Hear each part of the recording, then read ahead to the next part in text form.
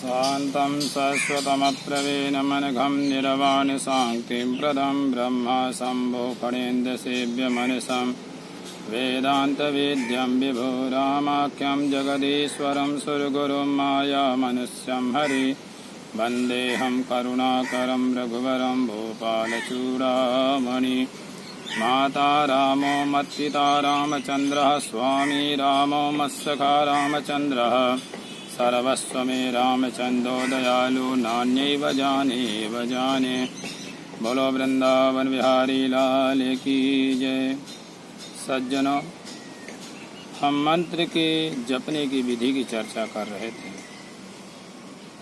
जैसे हमने कल कहा, ओम गं गणपते नमः। एक अक्षर का जहाँ हजार बार जप करते हैं तो वो मंत्र धीरे धीरे जागृत होने लगता है, साप मुक्त हो जाता है। और जब तक वो मंत्र जागृत होता है तब तक हमारी इंद्रियां पवित्र हो जाती हैं, हमारा शरीर पवित्र हो जाता है, हमारा मन पवित्र हो जाता है।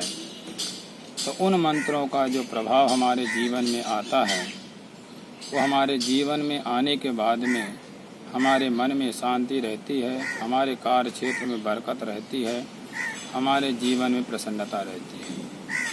हम जब किसी भी देवी देवता करें, क्योंकि सभी देवी देवताओं में उतना सामर्थ्य है कि आपको सब कुछ दिया जा सकता है। तो गणपति विघ्नहर्ता हैं, प्रथम पूज्य हैं, क्यों गणपति की पूजा अनादिकाल से चलती आई। पहले गणपति की जो पूजा होती थी वो निराकार में होती थी। जब हमारा मन पवित्र नहीं रहने लगा तो हमको साकार की जरूरत पड़ गई। तो जो गणपति की साकार की पूजा हुई वो सतयुग में ही हुई, जब पार्वती माँ ने गणपति का खुद अपने हाथों के द्वारा उसका आकार दी, प्राण ब्रह्मा शिव जी ने डाला। इस प्रकार से गणपति की पूजा साकार रूप में प्रारंभित हुई। इसलिए कहते हैं कि जो पूजाएं पाठ जो भी होती है वो अनादिकाल से चल के आए हैं। उस समय भी पूजा पाठ करने में यही इसी प्रकार की समस्याएं रहती थी। मन शांत नहीं रहता था, पवित्र वस्तु की प्राप्ति नहीं होती थी।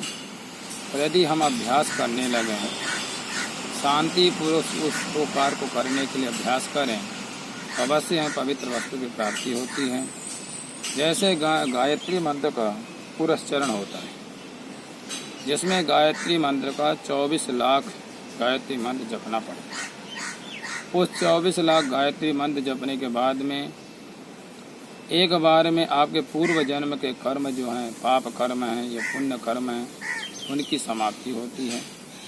पुनः जब गायत्री पुरस्चरण करने का हम अनुष्ठान लेते हैं तो उसके 24 लाख होने के पहले हमें ब्रह्मर्षि पद, हमारे मन में इच्छाएं जो होती हैं पूर्ण संपन्न हो जाती हैं और ब्रह्मलोक से प्रायः कामधेनु दी जाती है, जो आपके पूजा पाठ में आपके आने वाले अतिथियों के स्वागत सम्मान में कामधेनु सहयोग देती है।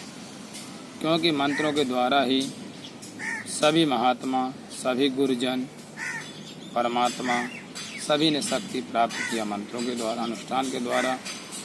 क्योंकि जब हम पूजा पाठ करते हैं तो हमारे घर में या हमारे आश्रम में कोई भी आदमी आए खाली हाथ न जाए, उसकी व्यवस्था की जिम्मेवारी परमात्मा की रहती है। इसलिए भगवान की पूजा पाठ श्रद्धापूर्वक संपन्न करना चाहिए। बोलो वृंदावन बिहारी लाल की जय।